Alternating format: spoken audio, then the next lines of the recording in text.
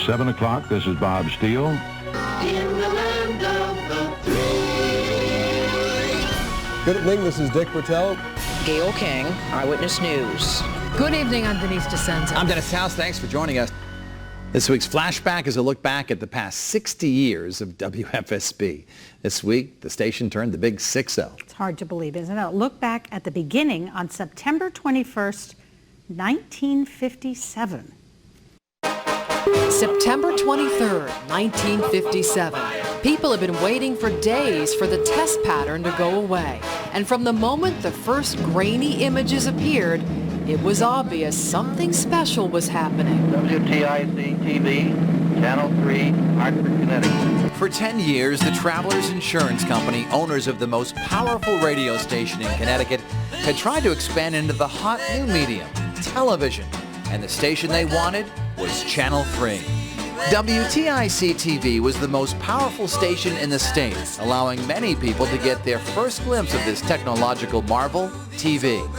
As many as 5 million people watched as WTIC radio legend Ed Begley Sr. hosted the opening night gala.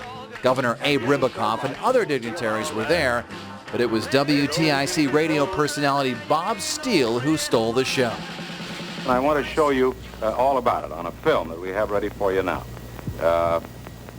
The film is about ready to roll, I trust. I hope that I don't have to get off any more jokes. Perhaps I can... oh, here we are. Now that's wonderful. I'm very sorry, but we had to get away on some kind of foot and had to be the wrong one here. After the hour-long gala, viewers watched Hartford native Katharine Hepburn and the African Queen. There was just 15 minutes of news and weather. The stock market report, a final story on the weather forecast after this message from Esso. This is the CBS television network. In 1958, Channel 3 became a CBS affiliate.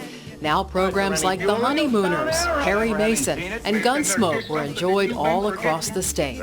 The marriage of Channel 3 and CBS was a huge success. WTIC-TV was by then the most watched station in Connecticut and is still regarded as a ratings powerhouse all across the country.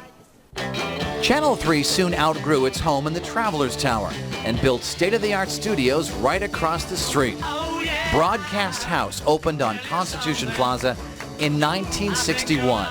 The building became such an icon, President Lyndon Johnson paid a visit during the presidential campaign of 1964. But the work going on inside Broadcast House became the stuff of legend. It's time for the Ranger Andy Show. My name is Ranger Andy, and I've traveled all around. It was a heyday for local television production, and thousands of Connecticut children visited the Ranger Station weekdays at 4 to sing along with Ranger Andy and his banjo. The song that never ends. Hi, friends. Welcome to the Ranger Station. Floyd Richards hosted the Hap Richards Show. Good morning, boys and girls. Hundreds of children clamored to become official citizens of Joyville, an honor only bestowed to those who did something for their mothers and fathers without being asked. On Saturdays, the pop music scene took over when the Brad Davis Show rocked the Broadcast House. Some of the biggest names in music came to Hartford to lip-sync their latest hits. Up-and-coming local Connecticut talent was not left out. A brother and sister act from New Haven, the Carpenters, performed in our very own studios. Local news programming also took center stage. Award-winning documentaries led to sweeping change. John Sablone helped Channel 3 make more history. He was the first minority television reporter in Connecticut. In 1974 came a bombshell announcement. The Travelers was selling Channel 3.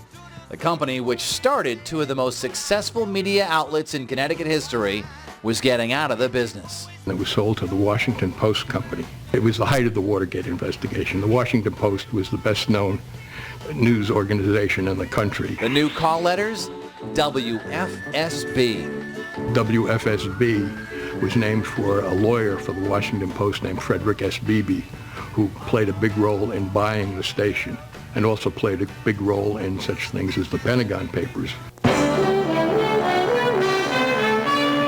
By now, local daily newscasts were in demand. Channel 3 was going to give its viewers what they wanted.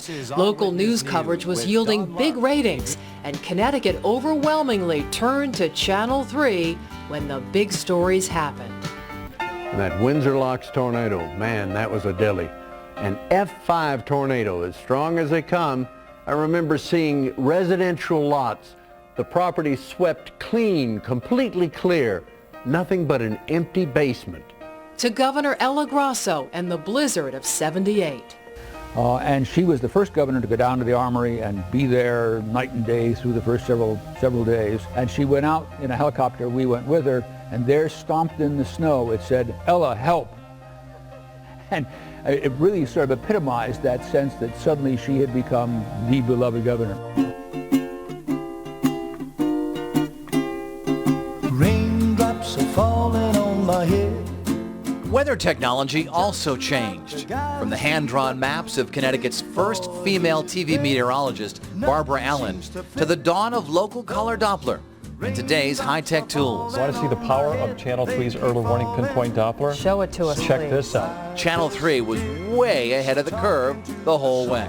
And we're still leading the way today. In 2016, Channel 3 launched a brand new dual-pole live Doppler at Bradley International Airport, the only live Doppler radar in Connecticut. Local news was the high-profile product everyone wanted, but locally produced programming was still in demand. Shows like PM Magazine in the 1980s. But I think the real wonderful years of PM Magazine was when we were showing people wonderful things around the state, wonderful people who were their neighbors, and it was just an uplifting show to work on. There were also carol sings, skating shows, Special Olympics parades, and Hartford Whalers hockey. In 1997, Channel 3 changed hands again, this time to Meredith Corporation. The Midwest publishing giant was making a play to grow its broadcast group, and Hartford's #1 station fit the bill. March Madness led to statewide magic in 1999, and Channel 3 brought viewers along every step of the way as UConn upset Duke for the NCAA championship. A game that brought some of the highest ratings in the history of Connecticut television. September 11th, 2001. People packed the broadcast house lobby and watched the horrific events unfold. We were in New York the day the towers fell, the people who survived, and the stories of those who didn't. 1 week later, we helped Connecticut heal. A live memorial service on Constitution Plaza drew thousands. We're also stronger, with a spirit of unity and patriotism that no terrorist act can ever diminish. In 2007, with a renewed commitment to local content, Meredith realized the 40-year-old broadcast house was not equipped to take Channel 3 to the next level. So construction began on a $26 million facility, taking Channel 3 into the future. Here we are today, 60 years later. It's amazing to look at all that old history, and you don't realize how much we've covered. It has flown by, hasn't it? It has. And by the way, congratulations for being named Chief Capitol Reporter today. Don't embarrass me on television, Dennis. All right. Well, congrats. Well deserved. Thank you Enjoy very your much. Sunday, everybody. Take care. Have a great weekend.